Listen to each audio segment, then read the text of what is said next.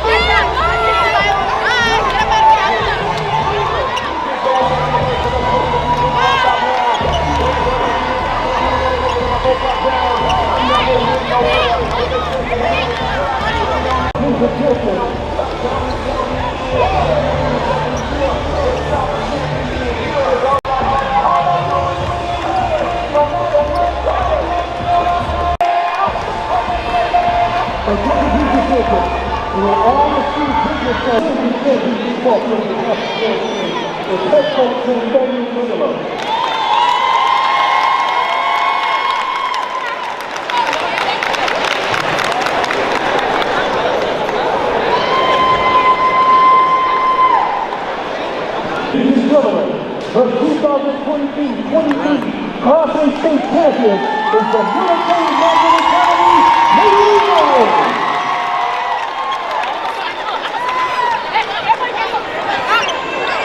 Thank you for supporting the Class A girls basketball by Ashley Colton on behalf of the South Carolina High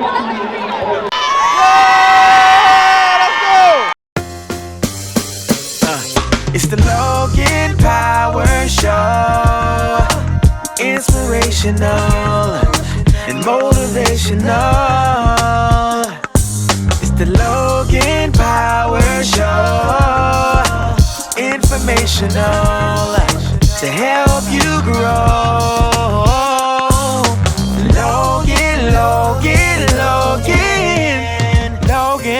Show.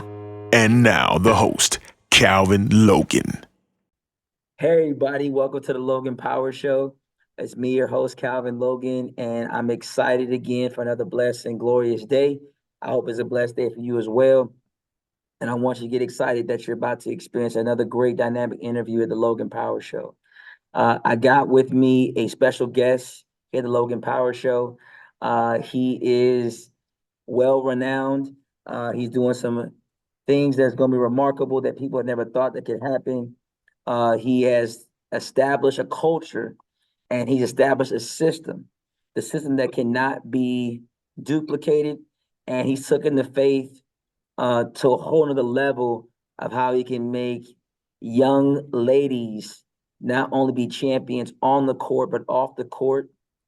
He's trying to pursue history in the state of South Carolina, become a 4-time state championship in 1A basketball, the head coach for Military Magnet Varsity Girls, our very own Coach Taylor. What's going on, Coach? Hello, how are you doing? Oh man, it's good. It's good to have you here, and good to have you a part of us here, the Logan Power Show.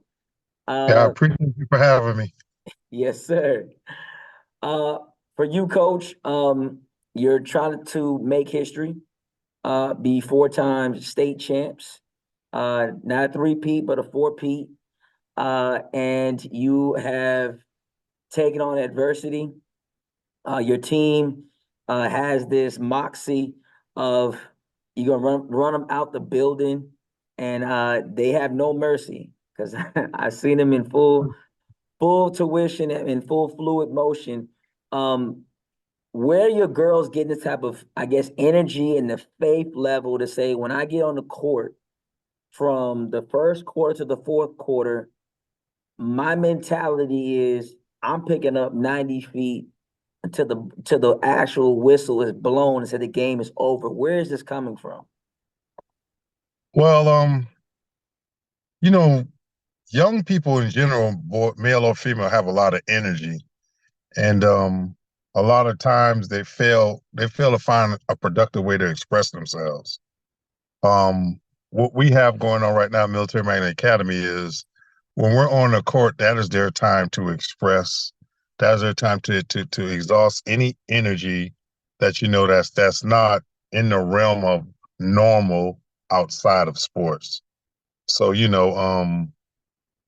with so much going on in the days and so many things that these young people have like social media, it's always some type of drama, out in the daily world, like, the adversity of just living as a young person.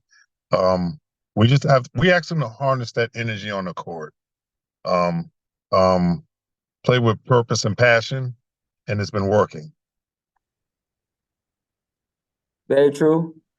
Now for you, Coach, what made you lead you to become a high school basketball coach, and especially a girls basketball coach? What led you into this type of role in your life that's made you so successful? Well, I guess it's by happenstance. I'm a football guy. I love football unconditionally. I'm a football guy, and I love football. And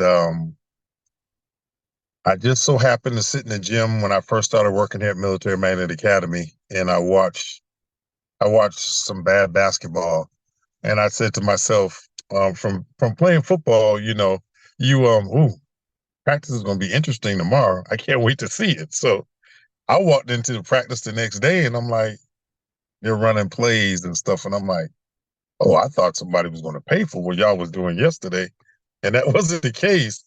So there, I put my 2 cents in, and it just seems so happen that I never really left the gym, so to speak, because I've been coaching ever since that day.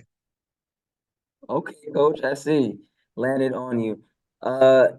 We know that your strategy or your system is full court press, never really a half court game. It's like you really pick them up from the time they go to there. Now, when you think about on the collegiate level, you may see that depending on certain squads. You don't see that a lot in the pros.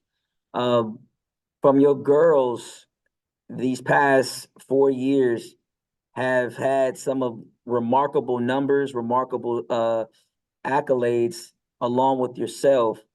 Have anyone, I guess, on the higher level from a collegiate standpoint, even professional, have reached out to you and said, like, well, hey, you're doing something that's sort of not really common when it comes to, the female sports in regards to, like, you're winning, but you're constantly winning. Like Gio Oriama, winner Don Staley. We talk about winning coaches that have a winning program.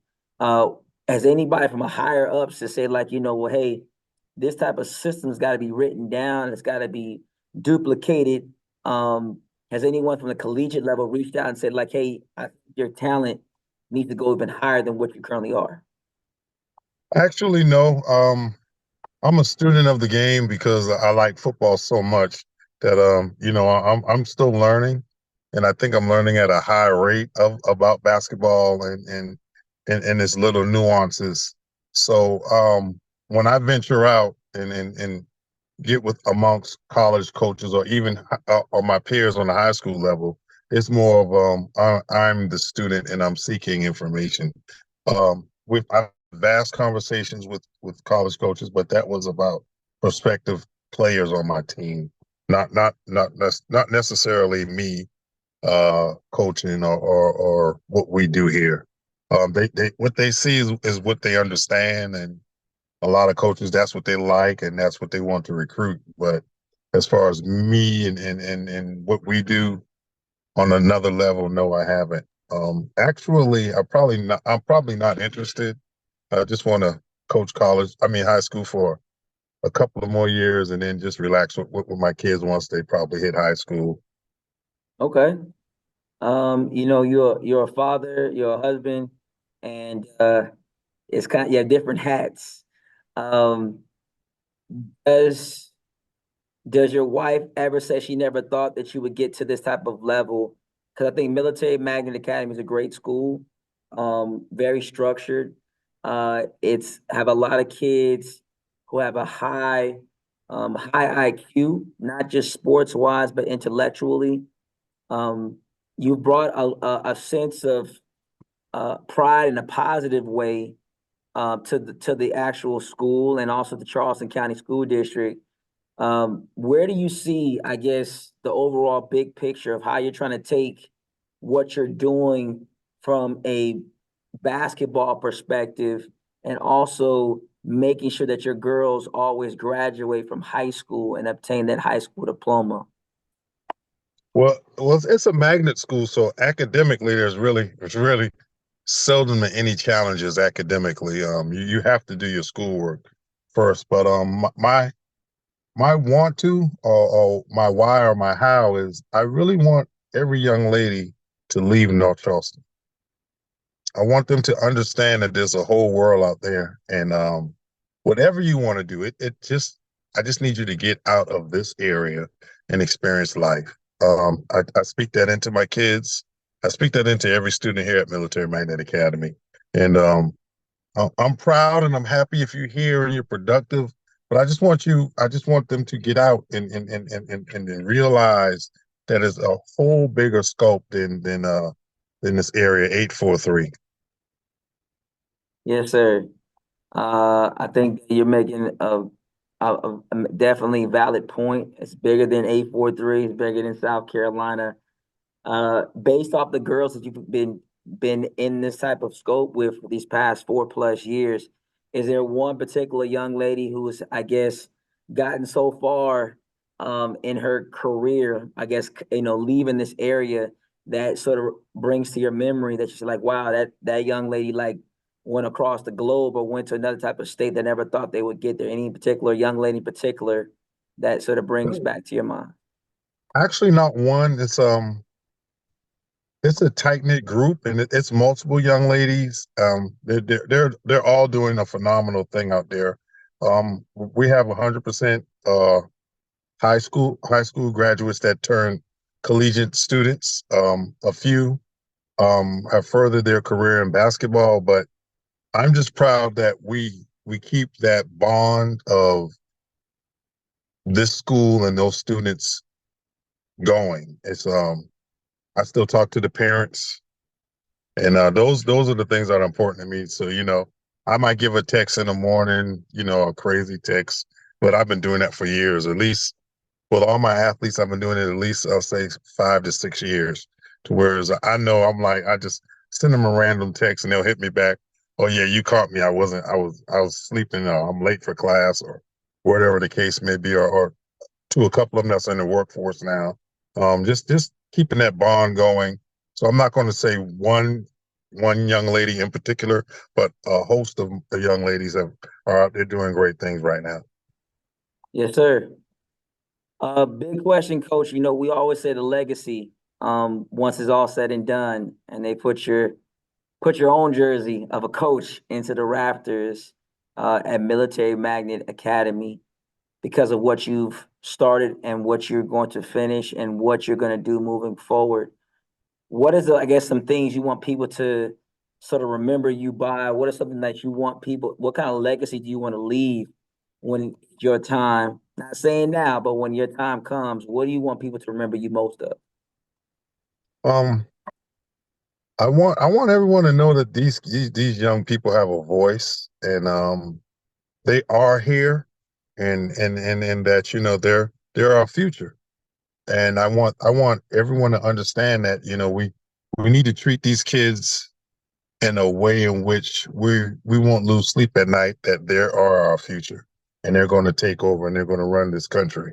If we can just when you lay down, rest your head at night, you rest as peacefully as possible, knowing that you've done pretty much everything under your power or your scope of responsibility to empower the upcoming young students and upcoming people, and even your peers and your coworkers. If you're a positive light to them, you can rest assured. So that's all I want to do. When I sleep at night, I sleep. It might be 4 hours, it might be 5 hours. I sleep, and I sleep peacefully, knowing that I'm doing my part in society and trying to make this a better place. Amen. Coach, when I guess a young lady comes to you and say, "Hey, Coach, I want to join your team. I want to be a part of legacy. I want to be a part of history."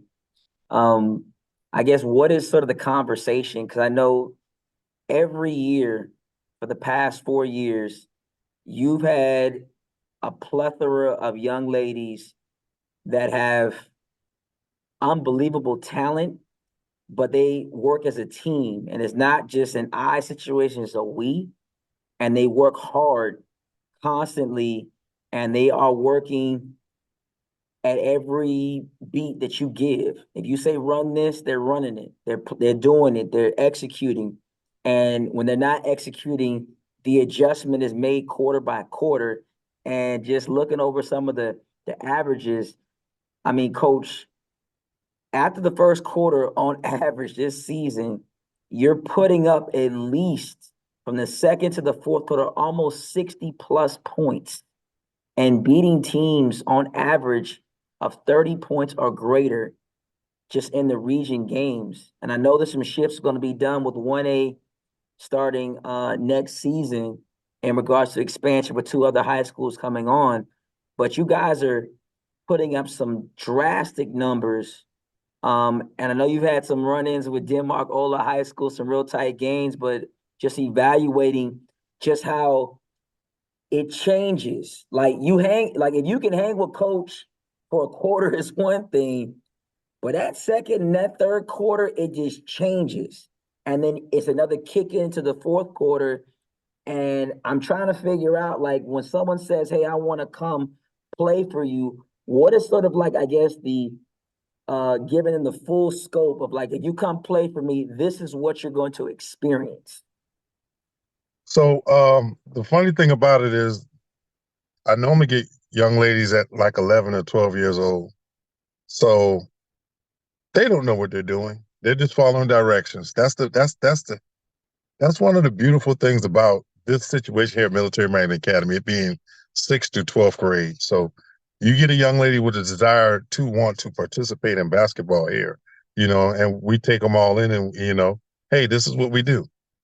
And, some of them can handle it and they stay on, and some of them, it's a running joke around the hall. Oh no, girl, I can't do that. That was too much. And I love them all the same. It's fun. It's funny. I'll ask them, maybe you can help me out. Be the manager or something.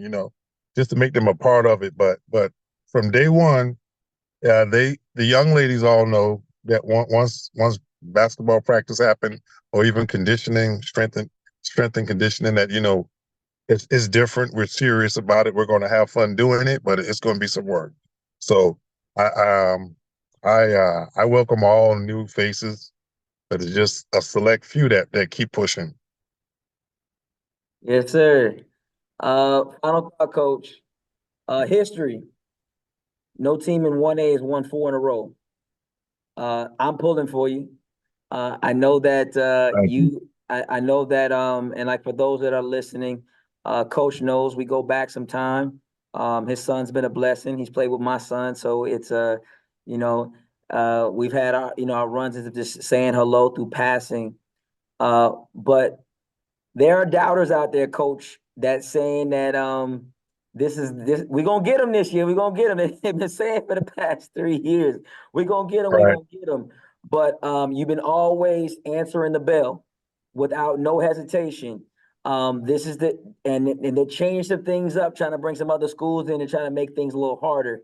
And we know that staying on course is kind of hard, because when you always winning, when game time comes, you take your foot off the brakes. So what will it take for you to put a 4th one on the rafters and then put you guys in history that nobody can actually take away from you? So, it's day by day. Coaches speak game by game. It's funny because I lost 5 seniors, and we were supposed to have been done last March. We were supposed to have been done and come back down to reality and earth. But as I said previously, we get in the gym and we put in work. And if your child is a part of my basketball program, we're going to put in work. And if they don a jersey on game day, I expect them to be able to participate and execute the things that we do. So we've been rehearsing for this since I've been coach. Whatever kid, between injuries, illnesses, not washing the dishes at home. It's been a lot of lineup changes over the years. So, I'm gonna practice the young ladies every day. And those that come every day, they're going to grow. And we're going to be all right.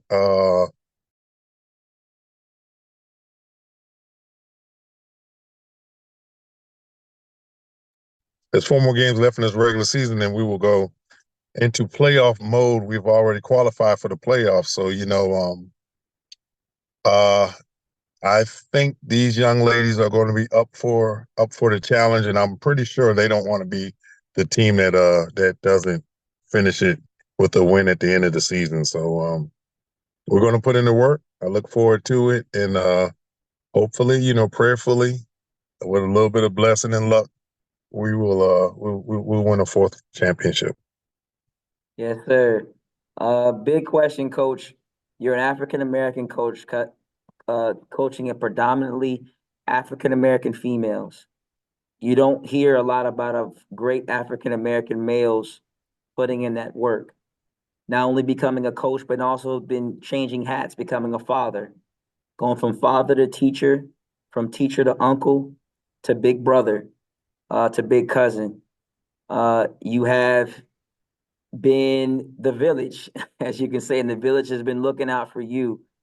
In your humble opinion, how can we sort of change the narrative when it comes to people of color, when it comes to not just being an athlete, but being a student athlete, and changing the narrative? Because I know a lot of times we don't tell your story, Coach. We don't talk about how your girls are staying out of trouble, how your young ladies for the past 4 years, you never heard coach do any kind of craziness, girls do any kind of craziness, you always hear coaches put in the work and staying humble and always putting in that effort. He's a family man. He's always looking out for his family, and he always say when the season's done, I'm gonna relax a little bit. I'm done for basketball for a minute. But in your humble opinion, how can we change the narrative when it comes to African American men being in young ladies' lives and not leaving? Because you see all the time the narrative is that there's no good fathers out there. The fathers ain't there. They're not present. But you're there, you're present, and those ladies have good fathers and mothers and aunts and uncles that do support, but we don't hear those stories. But in your humble opinion, how can we change that narrative? So I just think we need to do our part. You're a father, you're there supportive, and we have to make that look normal, and we have to make it not a thing. We don't have to be, the skinny jeans wearing fathers. We can be,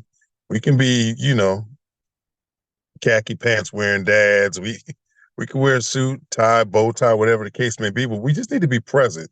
And in a lot of situations, we may have had some actions prior to in which it's not ideally that we co-parent, if we're not married, but just being a father, just being there, just being someone else's dad, and those kids seeing that you're there as a parent. That's the most important thing. We need to be a cheerleader for all these kids, and I think that's going to change the narrative, and because a lot of things go wrong when people think that they can get away with something. You're around your kids. Sometimes your child may be coached different than other people's children. And that's unfortunately that's because someone or some coach or situation may have it that they don't see a male figure for that other child, and so they're not pushed or coaxed or even chastised a particular way because they know that you're in attendance, you're around, your presence is going to be felt. So we have to normalize that. We have to normalize our presence. Your child doesn't have to have on the best pair of sneakers. Your child needs you. And when we start really getting that part down pat, we'll be better as a whole, as people. You heard it first live at the Logan Power Show.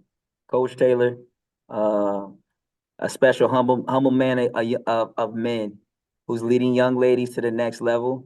Our hats off, our prayers are with military Magnet Academy as they're seeking their 4th state championship. Keep this team lifted up in prayer. Keep Coach lifted up, not because of winning championships. It's because he's helping young people to grow. And that's what it's about. It's about helping young people grow. And when it's all said and done, he's going to make history. So I thank you all for watching. All the time I got. My name is Calvin, the Logan Power Show, nationwide, worldwide. We love you. We'll see you soon. Thank you. It's the Logan Power Show. Inspirational and motivational.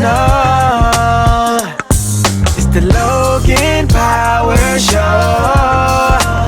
Informational to help you grow.